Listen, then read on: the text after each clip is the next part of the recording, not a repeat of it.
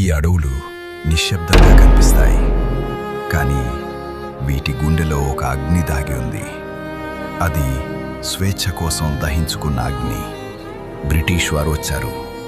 పాలకుల్లా కాదు, పాలకుల పేరుతో దోపిడీదారుల్లా అడవిని బంధించారు. జీవితాలను గుల్సుల్లో కట్టేశారు. అది భూమి మీద కాదు, మనుషుల మీద యుద్ధం. అప్పుడు ఒక స్వరం వినిపించింది, శాంతంగా కానీ శక్తివంతంగా. అతను యోగి, అతను యోధుడు, అతనే అల్లూరి సీతారామరాజు. అతను ఆయుధాలివ్వలేదు, అతను ధైర్యమిచ్చాడు. భయంతో వణికిన హృదయాల్లో అగ్నిని వెలిగించాడు. వంగకండి, పోరాడండి అని గర్జించాడు.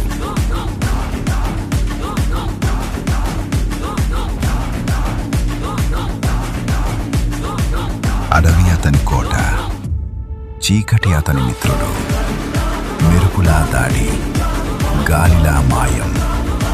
అతని పేరు వినగానే బ్రిటిష్ సామ్రాజ్యం వణికింది.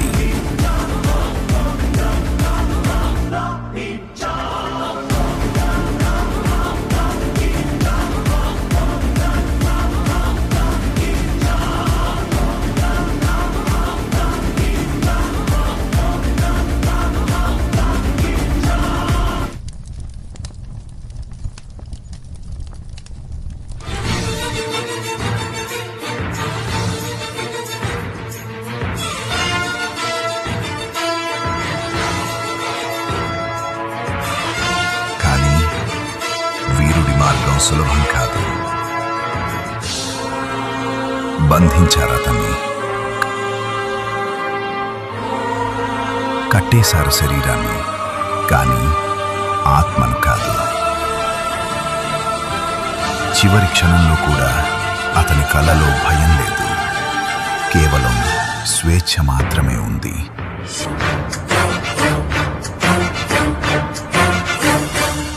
బుల్లెట్లవాన అల్లూరి పైన కురిసింది నాడు.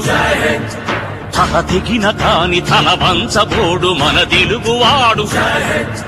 పుడతారు వేల వీరులే ఒక్క వీరుడే ఒరిగి. పుడతాయి విప్లవాలెన్నో వీర రక్తాలు చింది. ఒకసారి కాదు 1000 సార్లు మళ్ళీ పుడతాడు అతడు. ద్రోహులను చీల్చి చెండాడి సింహమవుతాడు అతడు.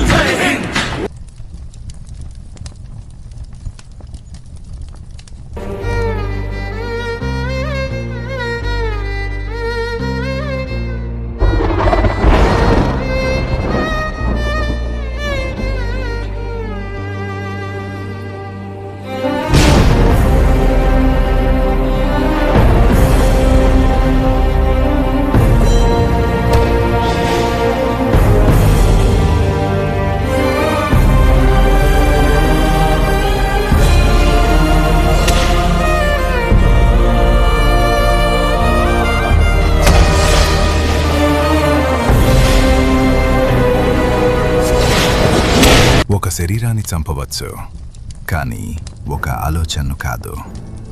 ఈ గాలి, ఈ ఆకులు, ఈ నేల అన్నీ ఇంకా ఒకే కథ చెప్తున్నాయి. అతను ఇంకా బతికే ఉన్నాడు. మన్యం వీరుడు, ఎప్పటికీ అమరుడు.